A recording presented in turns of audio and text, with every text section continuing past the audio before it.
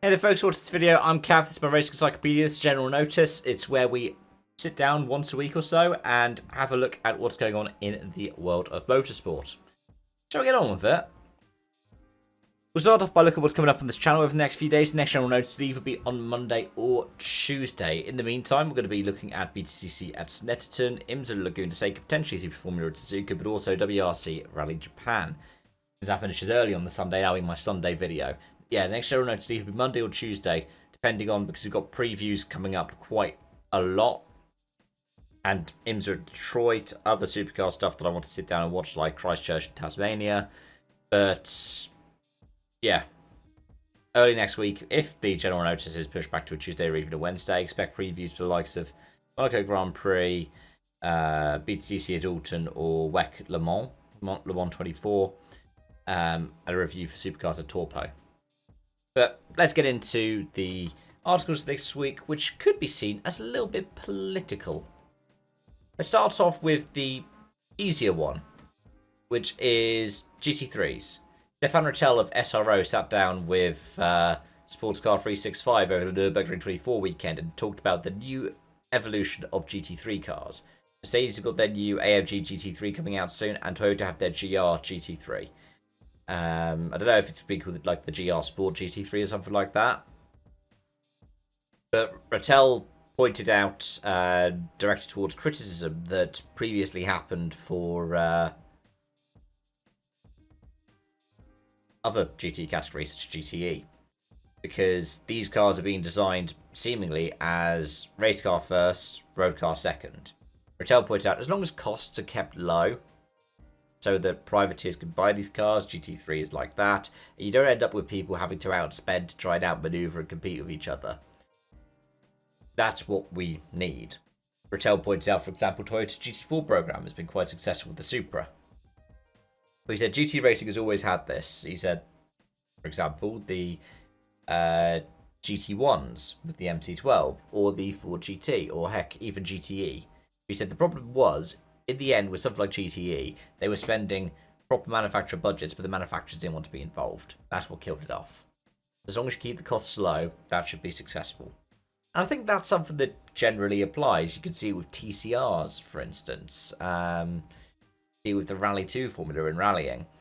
See it with the RX supercars, which is supposed to be replaced in a couple of years' time, but they've stayed put for quite a while.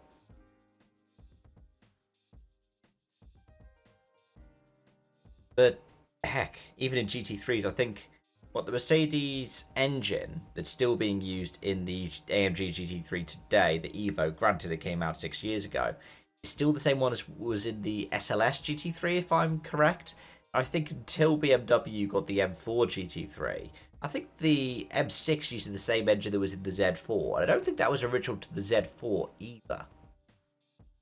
You're allowed to use production engines, but they don't have to be from the production line of that particular car.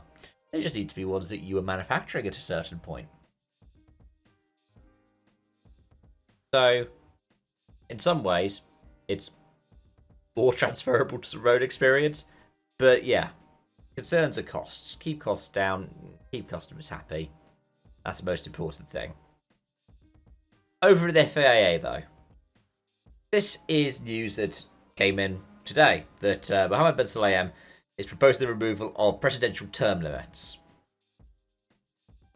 Right now, FIA presidents can only serve 3 terms or 12 years. Now, it's worth pointing out that Ben Sulayem ended up running unopposed last year because, well, the only person that could nominate from Latin America to the election was Fabiana Eccleston, Bernie's wife, who nominated Ben Sulayem. So as a result, you didn't have enough ASNs around the world to nominate any other candidate. He won by default. A cynic might look at this and think, oh, he's just rigging the election so he could be in power forever. A cynic might think that. But it is worth pointing out that John Todt ran down the clock. He did the full 12 years. Max Mosley, by the way, did 16. Balest did 8. So, the question is it a good idea to remove this thing? let me hear your thoughts in the comment section down below. Because it would, in my opinion, look more straightforward if you didn't have you have to have ASNs from an approved list around the world approving you. If it was like you need a certain amount of sporting clubs backing you, that would be fine. But I would err a little bit more towards the cynics when I see one candidate who the rules already favour try to go, well, but why do they favour me a little bit longer? And the final thing we talk about this week, we had an ERC driver disqualified last weekend. Robert Kolchak, the Slovak driver, was disqualified for, well, I'll read the steward's report. Facts which were admitted by the competitor. During standard safety equipment inspection out of the stock control of SS6, the driver of car number 18 made inappropriate comments towards the scrutineer who was performing her duties, asking whether she wanted to see his genitals, and then he proceeded to grab his genitals area in front of the scrutineers. So, supposedly, the stewards who the scrutineers, you have to check your fireproof overalls to make sure you're wearing them, to make sure that you're safe. These are spot checks that can happen. I said, I just want to see that this is all okay. And he said, do you want to check my underwear? And they grabbed his crotch. Now, since I originally sat down and recorded this, Kolchak has actually released the video on his social media, so you can go and see it if you so wish. I know there have been people who've been calling for him to be outright banned from the FIA. Kolchak, supposedly, from what I've seen people on the internet speculating, is somebody with a username that aligns with him on EWRC results talking about it. Believed that this was a light-hearted, joking, consensual riff. But you can't tell in the moment. I thought there was a matter of code, and I don't know, maybe it's because my competition license in esports meant that with Motorsport UK I had to sign the race respect code. It said, hey, just don't do that. I don't know what the adequate solution is. Obviously, he got disqualified. He could compete any further in Royal Rally of Scandinavia. That can't be reinstated. But also, let's, not do that. The question is, like, yeah, you may think it was light-hearted and everything like that. Would you have done the same thing to a male scrutineer? Or was it just that it was a woman who was a scrutineer? And I don't think even Kolchak himself would be able to answer that, because in the heat of the moment, you're not thinking about that, necessarily. So, maybe it's a call for ASNs to say, hey, everybody should sit down and discuss how you treat scrutineers.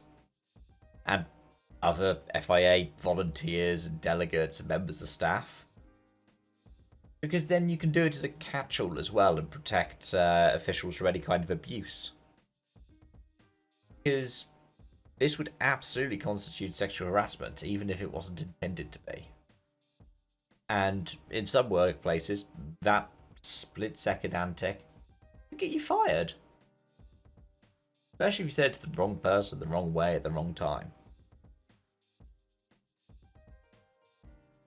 Let me know your thoughts on that one. I know it's a sensitive subject. I know lots of people who are watching this could potentially have had the same experiences. But penny for your thoughts.